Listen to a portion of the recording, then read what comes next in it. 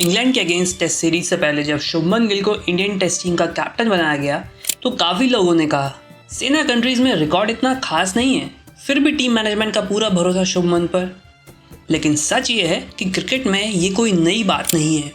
अक्सर होता है कि कुछ प्लेयर्स अपने करियर के अर्ली फेज में अपने टैलेंट के हिसाब से कंसिस्टेंट नहीं होते, लेकिन जब टीम मैनेजमेंट उन पर बिलीव करती है तो वो वक्त के साथ अपनी परफॉर्मेंस से जवाब देते हैं। पर दूसरी तरफ कुछ प्लेयर्स ऐसे भी होते हैं जिनको या तो कंसिस्टेंट चांसेस या बैकिंग मिलती नहीं या फिर इंजरीज उनकी सबसे बड़ी दुश्मन बन जाती हैं। और आज हम बात करेंगे उन्हीं 7 क्रिकेटर्स की जो टैलेंट के मामले में किसी से कम नहीं थे, लेकिन लक उनके साथ नहीं था। मार्क बाउचर, अग्रेसिव, फेयरलेस और कभी पीछे ना हटने वाला प्लेयर। शुरुआत उनकी ओडीआई और टेस्ट क्रिकेट की परफेक्ट नहीं थी। इंग्लैंड टूर पे स्विंग बॉल ने उनकी कीपिंग एक्सपोज कर दी, लेकिन बाउचर के पास एक चीज़ थी जो किसी के पास नहीं थी, टेम्परामेंट, डिटर्मिनेशन और एंडलेस प्रैक्टिस। धीरे धीरे वो दुनिया के बेस्ट विकेट कीपर्स में शामिल हो गए। बैट्समैन के रूप में भी वो बिग मोमेंट्स के प्लेयर थे।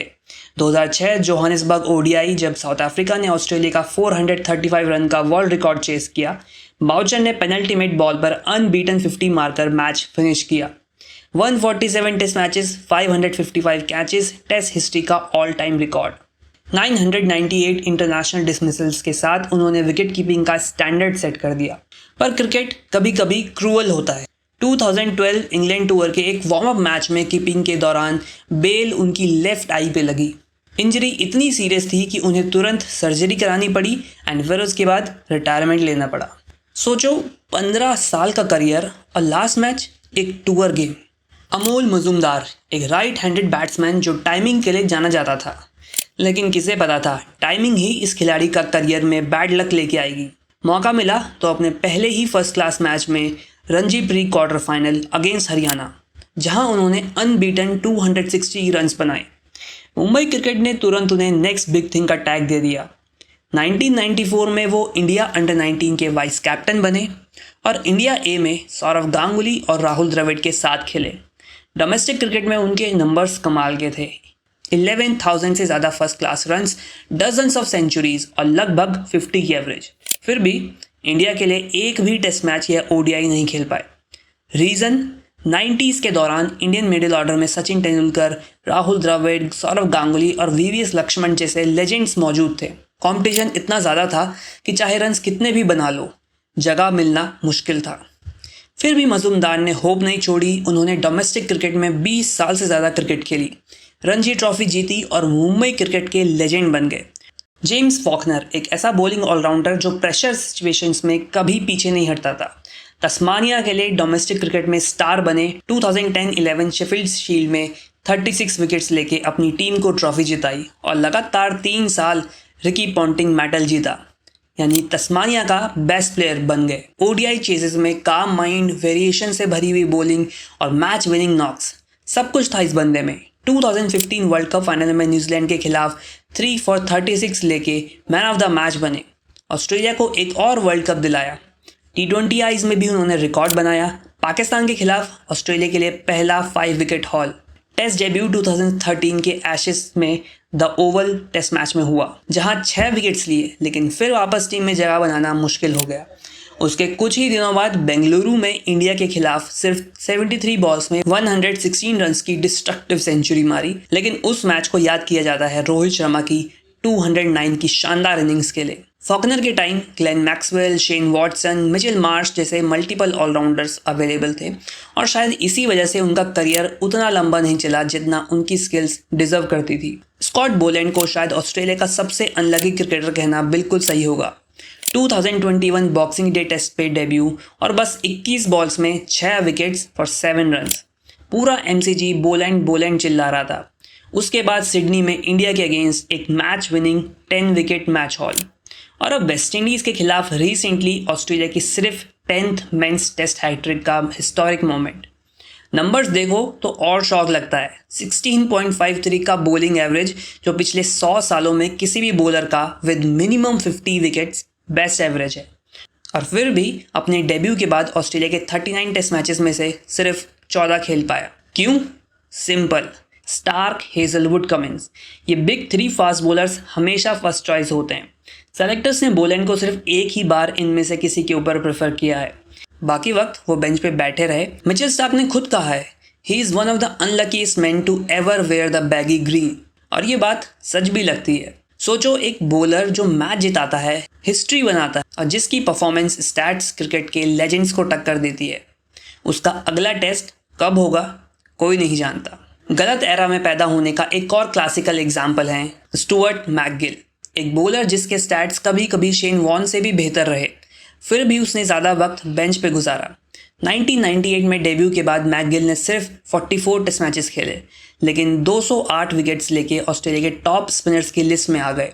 होम टेस्ट मैचेस में उनका एवरेज 27.68 था, जो वॉर्न के 30.42 से बेटर था, और जब दोनों साथ खेलते थे मैकगिल फिर भी आ गए। 16 टेस्ट मैचेस में वॉर्न के 74 विकेट्स एट 29.56 की एवरेज, जबकि मैकगिल ने लिए 82 विकेट्स एट सिर्फ 22.10 की एवरेज। हाँ, होम टेस्ट मैचेस में जब दोनों अलग अलग खेलते थे तब वॉर्न का रिकॉर्ड थोड़ा बेटर था, 115 विकेट्स एट 29.92, जबकि मैकगिल ने लिए 81 विकेट्स एट 33.06, लेकिन फ़र्क उतना भी बड़ा नहीं था। 2003 में वॉर्न के डोपिंग बैन के बाद मैकगिल को 1 साल का ऑडिशन टाइम मिला, जिसमें उन्होंने 53 विकेट्स लिए। फिर भी ऑस्ट्रेलिया का टीम कॉम्बिनेशन और वॉर्न जैसे लेजेंड के साथ खेलने की वजह से उनका करियर लिमिट हो गया। सिर्फ 60 टेस्ट मैचेस उन्होंने एशिया में खेले, वो भी एक स्पिनर के लिए हेल्पफुल पिचेस पे।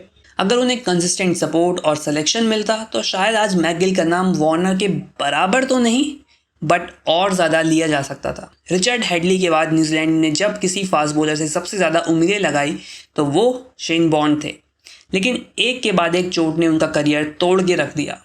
2003 वर्ल्ड कप के बाद बैक में स्ट्रेस फ्रैक्चर हुआ, सर्जरी हुई जिसमें स्पाइन में टाइटेनियम वायर्स लगाए गए। 2005 में वापस आए तो फिर चोटों ने पीछा नहीं छोड़ा, पहले नी इंजरी फिर एब्डोमिनल टेयर।